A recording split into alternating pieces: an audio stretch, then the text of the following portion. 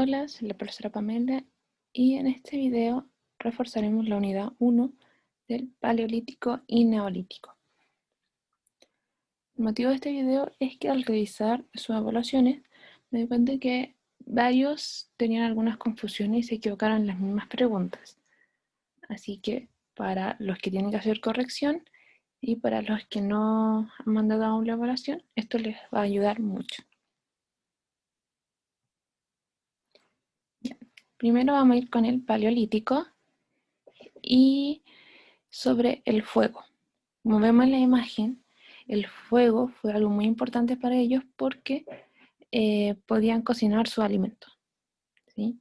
Entonces todas las bacterias que podían tener la carne se eliminaban y así le podía durar más días. Porque antes, como comían la carne cruda, la descomposición era muy rápida, entonces ya al día siguiente estaba mala y se enfermaban y muchos morían. Entonces fue un gran descubrimiento para ellos el fuego. Aumentó su esperanza de vida y su alimentación. Otra característica del Paleolítico fue la comunicación que tuvieron, que esta es una habilidad de carácter social que la usaban para comunicarse.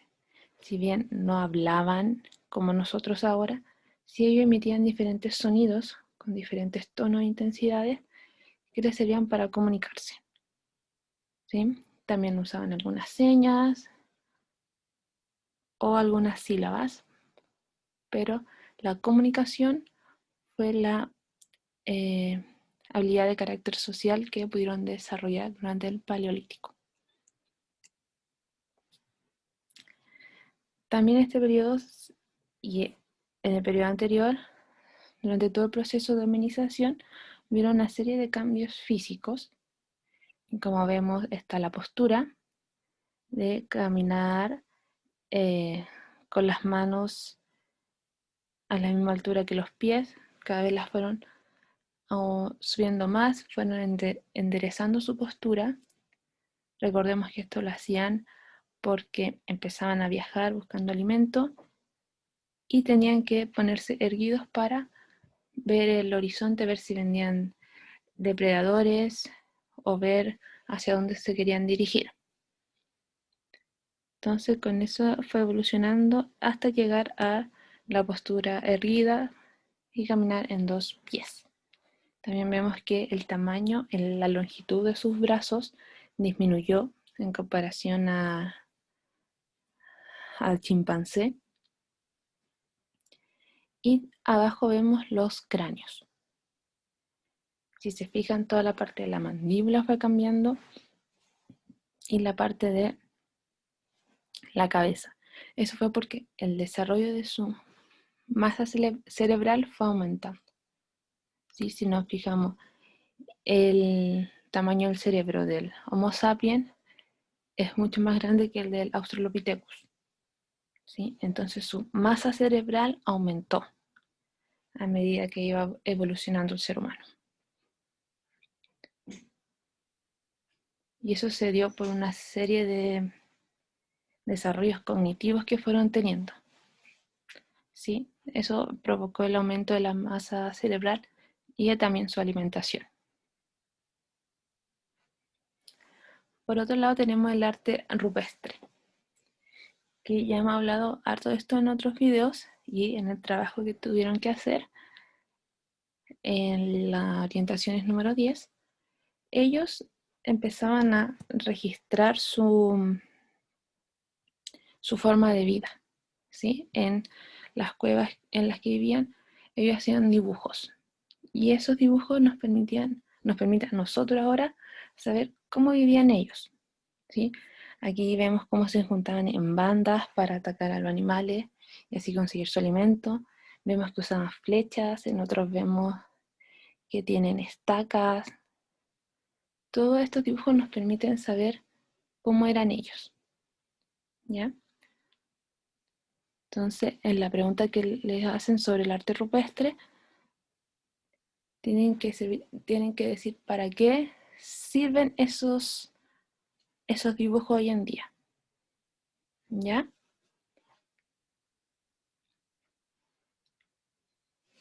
Y también quiero que repasemos las consecuencias que tuvo la revolución del Neolítico.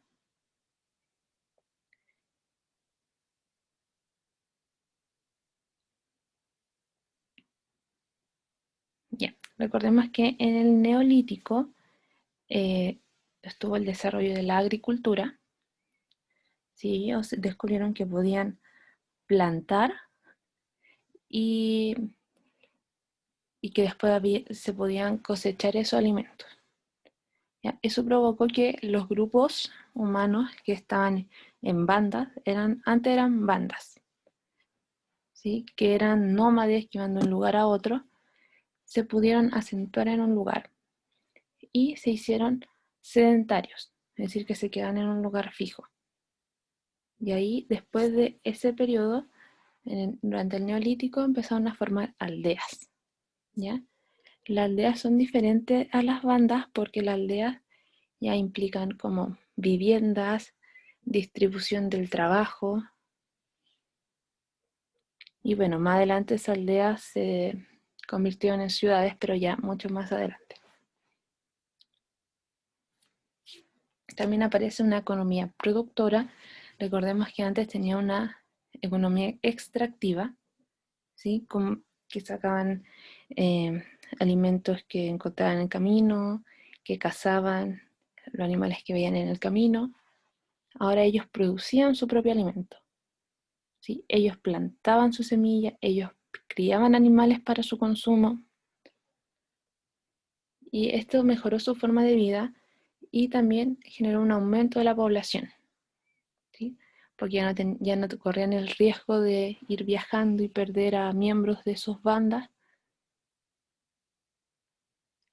Y como les comenté anteriormente, aparece la división del trabajo. Había gente que se encargaba de la casa, otro de la agricultura, otro de la ganadería, otros de hacer las herramientas, ¿sí? De hacer la cerámica, que también surge durante la revolución del Neolítico, porque ellos necesitaban recipientes para guardar sus productos, ¿sí? Porque, por ejemplo, en tal fecha cosechaban un alimento y necesitaban un lugar para guardarlo, porque no se lo comían todo al tiro. Y por eso mismo, al existir excedentes, aparece el intercambio entre aldeas, intercambio de productos. Y eso es el inicio de el comercio que más adelante se va a ir desarrollando en las ciudades. Y algo que es importante es que ellos no se establecían en cualquier parte, sino que buscaban tierras fértiles. ¿Sí? Las tierras fértiles son tierras donde ellos pueden plantar. Por ejemplo, no les sirve plantar algo en un desierto, porque no va a crecer. Entonces ellos se ubicaron alrededor de, de ríos o de océanos para tener agua. ¿Sí? Eso lo pudieron ver ustedes cuando hicieron el mapa. Se fijan ahí, todas las aldeas y ciudades se establecieron alrededor de ríos. Eso sería, espero que este breve repaso les haya servido para aclarar algunas dudas y poder hacer su corrección. Y no olviden que si tienen alguna consulta, duda, sugerencia, me pueden escribir al correo pamelarrojas.profe@gmail.com, y recuerden enviar sus correcciones para subir la nota, y a los que aún no han hecho la evaluación, que la hagan y me envíen las fotografías a mi mail. Ya, espero que estén muy bien y nos vemos pronto.